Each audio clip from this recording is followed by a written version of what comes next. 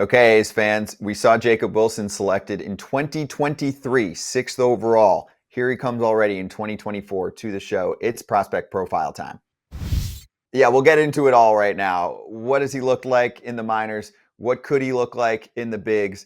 The big league lineage that he brings to the table to Scotty Braun, JJ Cooper, and Jeff Ponce. Okay, so Jeff, you kick things off here on what A's fans should expect from Jacob Wilson as a ball player. What is the Jacob Wilson that we've seen so far in the minor leagues? Yeah, I think it's one of the best hit tools that we've seen over the last couple of years. Really, in the traditional sense, when we're talking about pure bat to ball ability, right? We're not bringing an approach and walk rates and all that sort of stuff. We'll get into that in a minute. This guy does not swing and miss. His overall contact rate is in the low 90s. His zone contact rate is 96%, 97%, somewhere thereabouts. There's not a ton of power, but this is a pure hitter. A guy that's going to put the ball in play. He does have some speed, not a burner, but enough to sort of take that extra base here and there. Really, really strong defender at shortstop. I think an upgrade and a guy that could potentially be their shortstop for a long, long time. In a lot of ways, when I look at Jacob Wilson, he's a bigger guy. He's 6'3". He's not all that small. I think he's kind of what people hope Nick Madrigal could be, but there's actual physical projection with Jacob Wilson.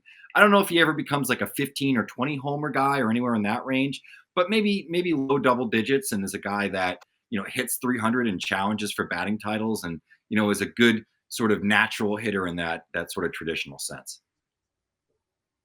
I, I have to almost offer an apology to Jacob Wilson.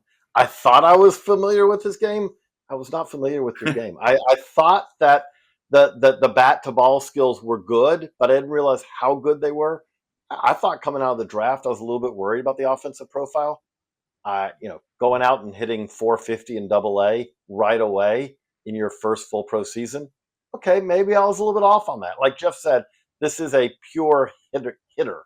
This is a guy whose bat to ball skills are really special, which kind of can be a little bit of a hindrance from at times because he's not going to walk a whole lot because there's generally going to be a hittable pitch for him before he gets to ball four because he knows he can hit about everything.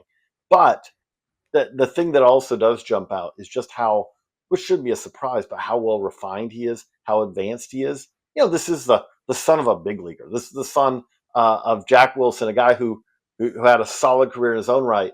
This is a guy who's been well prepared for this. But all that being said, I didn't expect him to move this fast. I didn't expect him to be a guy who was one of the better pure hitters in the minors in the first couple months of the season. Moving so quick, kind of providing a ray of hope for an A's team that's had more highlights this year than we thought they would on the field. A lot of lowlights off the field, but more highlights on the field than maybe we would expect. I just got to give a lot of credit that this is a more well-rounded shortstop than really I thought coming out of the draft, and he's shown that very quickly so far as a pro. So let's get into dad for a sec, JJ. Jack, a 12-year vet in the bigs. I have two questions for you. One, are there any comparisons between father and son here, right? Like it's cool for us to look at Vladdy Jr. and Vladdy Sr. and say, okay, there are some things both of these guys can do, and there are also some vastly different components to the way that they play baseball and what their hitting approach is. So can you make the comp there for us? And then my second part is, are teams still talking about players with major league lineage as having an advantage? Because that seemed to be a hot topic with the Blue Jays when they had that run of a bunch of players coming up with notable fathers. Is that still a thing? Because we have seen some pretty successful results.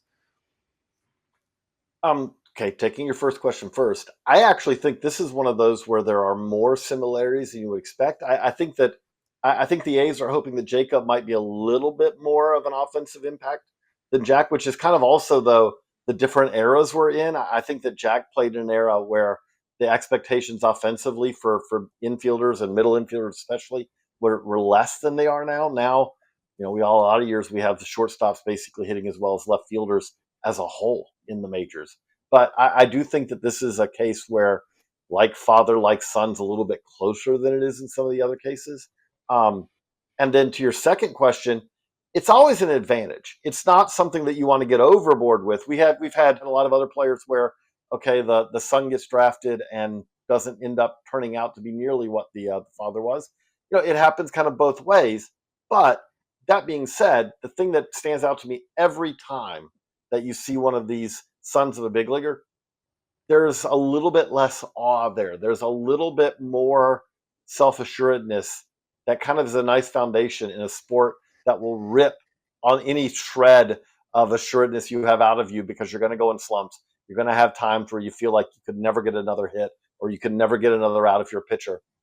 The sons of big leaguers, they often have seen that before. They've experienced that, seeing it in their fathers, and they know how to navigate around a clubhouse. They've been in clubhouses, in a lot of cases, all their lives. So they have kind of these soft skills, I would say, that can really be beneficial, that can really pay off, because these are things that, if you don't have that background, you've got to learn them. You've got to develop them.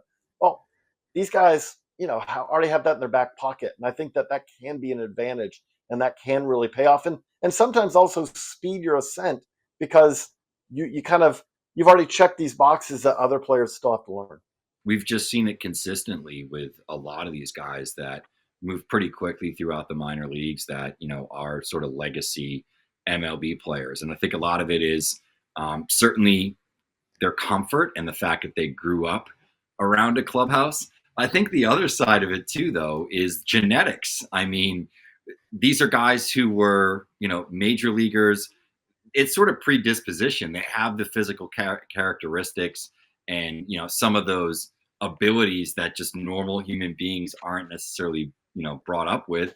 And then on top of it, in the right situation, they have a hitting coach or a pitching coach, or just a, sort of a life coach, sort of built into their lives, that has a lot of insight that normal moms and dads just don't have, because they weren't major league players. Yeah, it's a good call. Well, so far so good for Jacob Wilson, and now we'll see what he looks like in the big leagues. Let's finish with the global perspective on where the Oakland A's are at from a farm system perspective.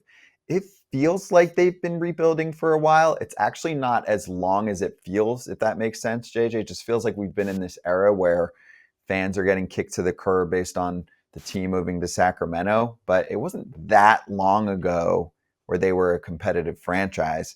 And this is really the ultimate kind of tank job that we see. It's the classic, like, rip it all to the shreds and then build it back up again. Are we starting to see some hope here? Yeah, we are starting to see some hope. And part of that also is, you got to give credit that some of the guys who had some questions about coming into this year at the big league level have been better than we expected. And then you have guys like Mason Miller, who've been every bit what we expected, but that's really good. So there are some signs for hope here, but they're going to need a lot more. Let's just be honest about it, because while these are signs for hope, it's still the AL West.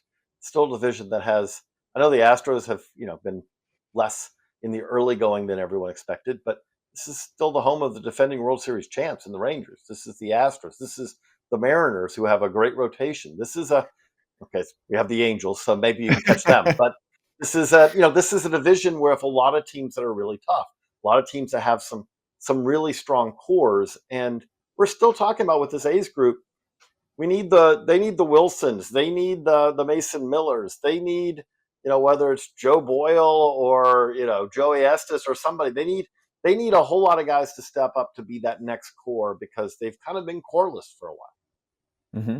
Well, here you go. Here's a part of that core coming to the show right now. Jeff, you want to put on the finishing touches here on Oakland? Yeah, I think, JJ hit the nail on the head. And the big thing is, there's a lot of sort of nice pieces, and I think core players, but there's no sort of franchise altering hitters or pitchers at this point. You need that starter at the front of rotation. You need that number 2, number 3 hitter that's dominant. And that's not something that's currently present in the Athletics farm system, unfortunately, regardless of all the trades that they've made and picks up at the top of the draft. Some of those guys are playing football. I think, that's sort of the issue. We don't have any superstars right now. Jacob Wilson's going to be a really good player, probably not a superstar, though. Okay, there you go. Well, he's coming up to the show now. We'll see how those stats convert from the minor leagues. He's been great so far, and he was drafted not long ago by this Oakland team. So Jacob Wilson, welcome to the show. And thanks for watching this prospect profile segment when a big league call-up happens. And he's a guy that's been followed by Baseball America for more than a minute. Probably have a prospect profile popping up too, so make sure you swing back here to check that out. And go get a Baseball America subscription if you don't have one already. For Jeff and JJ, I'm Scott. See you on the next one.